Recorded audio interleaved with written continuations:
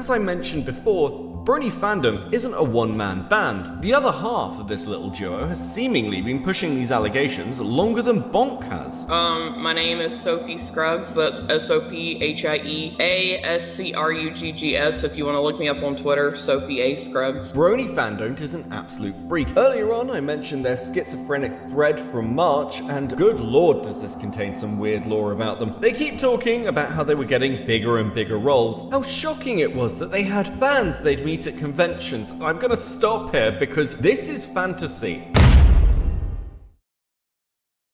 Okay, I'm gonna be honest, I had no idea they were this insane.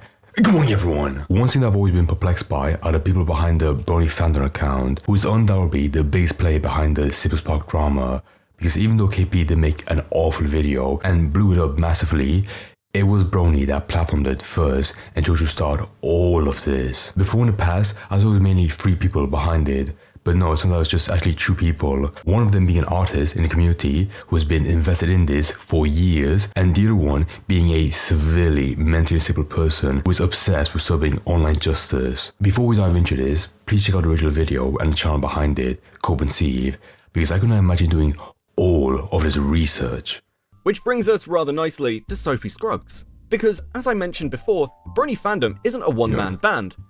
The other half of this little duo has seemingly been pushing these allegations longer than Bonk has. And in her case, it's almost— Yeah, that's what initially I saw before. It was only like 3 people, but I guess no, it's just 2 actual people, 2 confirmed. It's more bizarre because she's not a random member of this community.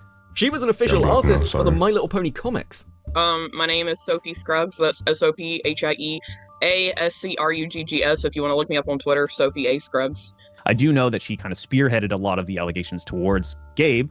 And FYI, this guy's the editor for Cypress Park as well. With, Brony Fandont, whatever. Yeah, bro, these people actually have like first-hand interactions with these people, or mainly just Sophie Scruggs, the co-owner of account is like spreading insane allegations about them. That's crazy. To kind of, create this wall of saying like— I think they first met at a convention, but past that, yeah, she's still co-owning an account, an insane account going against them on Twitter. We're the ones holding, this together, this case, and trying to bring the information to the light, and she's trying to say like, we need to do this. It's like a crusade. It's even in her banner or her title for her Twitter, like, I believe Destiny.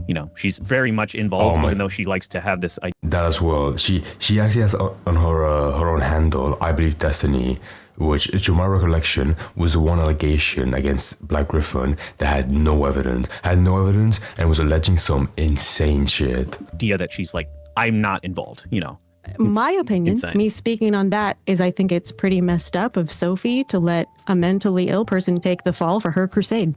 Sophie has been obsessed with the Black Griffin story for so long. It is— I'm sorry, I can't get over that as well. When all this Cypress Park stuff was breaking out, for some reason, she was not there. She gave complete control to Bonk, to run that shit. In all fairness, right, I think Bonk made the account first and was, the first owner of it. But that's insane. Your own co-partner is launching an insane operation to tear down Cypress Park, and you had no control of it. Actually difficult to find an— Because if you check let me pull up real quick. If you check the Brony Fandont right now on Twitter, right, it's locked, and the newest tweet we have is from Sophie saying, hey, I have no idea what the fuck happened, but apart from that, peace, we're never using this account again. I'm gonna pull it up, here we go. I've been trying to avoid this same situation as it is highly triggering for me, and unlike the Black Griffin situation, I don't have a ton of knowledge on it. I want you to be able to contribute productive information rather than just yell. Please give the victim time to respond, as I'm logging out again. Holy shit. So she had no idea about this going on. However, her own co-partner, Bonk, was fucking causing this from the very beginning. Origin point of how this all began, but I have heard a couple of theories. And do I believe her that she has no idea about it? No, not really. If you're going after someone as big as Cypress Park, right, I feel like your friend, Bonk, would let you know. It's some so how do you go after Black Griffin on Twitter? However, you had no idea about, these allegations against Cypress Park. I don't believe that. Traumatic event. They also straight up use Sophie's trauma and mental illness to discredit them. Sophie seems to be suffering a lot from her own trauma, which must be incredibly tough to deal with, but she often spreads misinformation, even if unintentional. And far from how this is being painted by lazy, this is Sophie's own explanation for her behavior. However, if it helps, I actually don't believe this is true. I think the explanation is far more simple. I mean, in all fairness, right, if she's gonna default to blaming her mental health when getting called out, that's somewhat better than a bonk, you know, fucking suicide baiting on Twitch. Sophie was...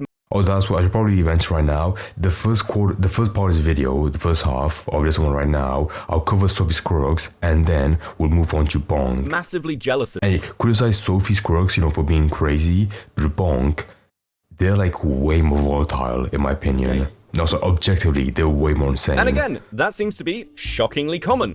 Black Griffin moved from being a fan of the show to working on it. And this crops up again and again. A former con chair told me that the reason why Gabe was always at stuff as a special guest is if you wanted to invite for Apple Bloom, Monique would basically require to also invite Gabe. They would quote unquote throw him in for free. See what I mean? Like, the mother keeps pushing the two of them together. Why?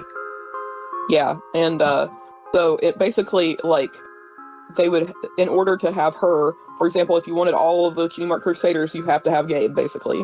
And that's kind of how he ingratiated himself into the guest of honor spot, even though he didn't really do a whole lot to earn a guest of honor spot. He did some background vocals on a few episodes, and that's it.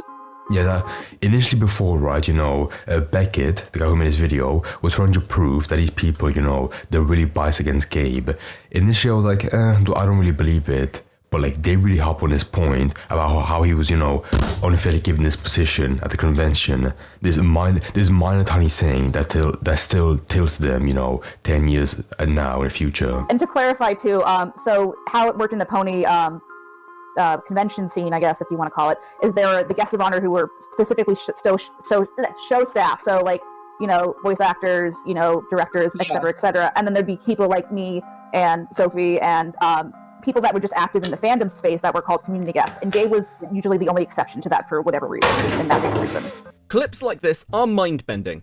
You literally start the conversation by explaining how he moved to doing background vocals on the show, therefore meeting the criteria of guest of honor, and then lament that he didn't really earn it. And these fucking people are still bitching about this in current day. That's fucking insane. When MomoCon heard about KP making the DA Games video, they removed her from the guest list. KP would then cry about this to Bonk, asking him whether he could get people to vouch for her so she could get back in. I mean, to be fair, I'm not surprised that KP's angry about it, because bear in mind, right, she was getting fucking venomous with Saber Spark because of a joke that his editor made, or his employee made, about her. Again, if you know the joke, it was disgusting. I'm not going to defend it. However, you get angry about that and then make a video about it now in the present, and including your fucking hit piece against them, that's wild. That's insane. And isn't it interesting that all these stories are unattributable to... And furthermore, for Sophie Scruggs and not Bong, he wasn't really involved, but like for Sophie to be upset about that still now, that's insane. Random. I think someone, you know, someone platform allegation about somebody else should be, you know, unbiased and objective, which from my understanding so far, she is not. Former conchairs. It's all somebody told me or I heard this once. But realistically, that's all it ever can be, because people like Sophie and KP weren't really on the inside of any of these groups. KP basically survived off the kindness of Henry's now wife Casey, and while Sophie was, seemingly, an official comic artist, that's much less impressive than it sounds. Sophie was basically treated like any other vendor at any of these conventions. And that I mean, in all fairness, right, if you're like a fucking like shitty artist at a convention, you'd be livid at seeing some fan climb up the ranks to be a voice actor on the show, like Gabe. But even then, like, if I saw that happen, I'd be angry, but for like a week, a month. Not now, still. Feeling resentment for that core circle that actually had some relevance to this community means that Sophie's interest was not just Black Griffin. She was fully aware of the allegations against Saber Spark and what was going on behind the scenes. KP presented me a TSV file for their conversations.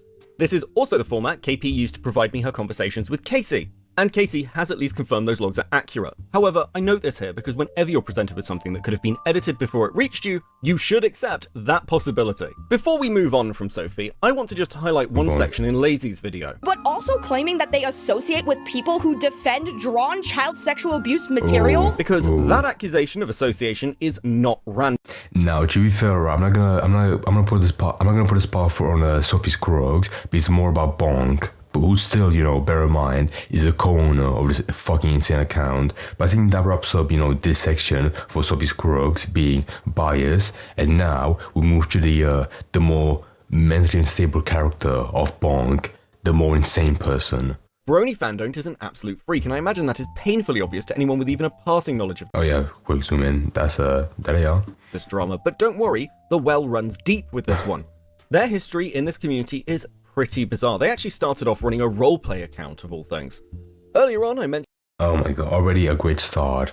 They ran a roleplay account. Also, hear the name they had for their own character, their own OC. Their schizophrenic thread from March, and good lord does this contain some weird lore about them. Allow me to save you some time reading it and just provide you a simple TLDR. Fandont is a narcissistic lunatic whose greatest achievement in life is role-playing as the character Discord, something that essentially occurred... I'm not sure if that's their own OC or if it's a previously existing character on the show, but out of all the names you picked, Discord. Accidentally, through a meme account connected to them. I think at some point we're gonna, in around 5 minutes, we'll get to a point where Bonk defends another bizarre character that draws or enjoys, artwork of underage characters from the show. So, very fitting or ironic, someone called Discord and they valiantly defend a friend, looking at this questionable artwork. Their main character. Now, Fandont would describe this as accidentally laying the groundwork to be the most powerful character ever, describing this as a trial by fire, because with great power comes great responsibility. After all, guys, they were still barely a teen. They keep talking about how they were getting bigger and bigger roles, how shocking it was that they had fans they'd meet at conventions. I'm gonna stop here because this is fantasy. I have yet to run into anybody, and yes, I have tried, who was even aware of this person before they started going after Black Griffin. Yeah, so I'll say right now, if you're part of a community when you're a teenager, that's fine, whatever, have some fun. But to my understanding, Bonk, right now in the present, they're in their mid-20s. To be obsessed with a community, like that one, for so long, and moving into your adulthood, it would fuck with you. Just saying. Brony Fandont exists. Go learn how to fucking rock climb. Go hiking. Get a new hobby. They're being in the My Little Pony community. In a very, very niche part of this community. And sure, I get it. If you're a massive loser and you've got a few hundred people paying attention to your weird meme Twitter account, that might mean something to you. But this was Fandont's life. He had nothing else, and then suddenly the lockdown started. That's so fucking... If you guys remember on the stream where they were suicide baiting, there was one point where they said, I have to do this. I can't... You have nothing else to go back to. So they had a lot of emotional stock placed into that account. That random fucking bum-ass account, Brony Fandont. Did to happen. And again, I feel bad for them, right? Because they're clearly mentally unstable, but this is what happens, when you get chronically obsessed with a fucking drama online and with your own online persona. For it was not apathy that killed the Bronies. It was very clear, before the Saber Spark stuff, the fallout, that this person was, not the most mentally stable judge for any of this, right? Because there was that one tweet where he said, I think, it was so dumb. I think internet justice is better than actual real justice with those fat cops, ACABs, fucking pigs.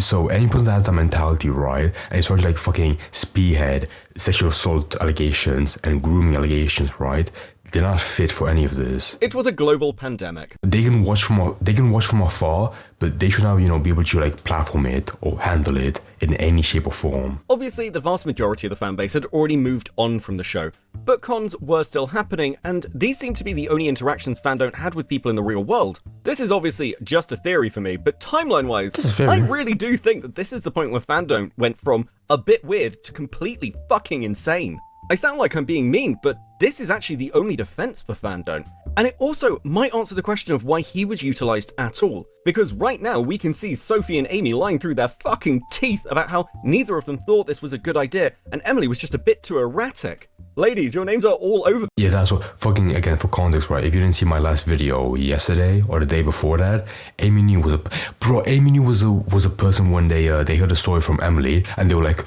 I actually told Brony Fandont, and she literally directed Emily to go to them to platform the one story. For this, my advice to you would be to shut the fuck. Which is one reason why I don't blame Emily entirely, right? Because it was never her initial plan for this, to make this public entirely. So again, like, we don't know if the story is true at all because we have no evidence. But at the same time, I don't blame her, you know, for like being very slow with it or like, you know, refusing to show any evidence. Because again, you know, it was never her intention at all to fucking go forward with this and make it public. Up. You know, as evident the fact that, you know, her name was ever like publicized at all. She was made anonymous from the very beginning. Yet, I get it. Fandont in this story is by far the worst actor. So when throwing KP to the wolves wasn't quite enough, I guess he has to go as well. Though, as always, I am just happy to help. So let's start with the friend of all three of these people, Wootmaster. Wootmaster, or... Right, so again, you know, for...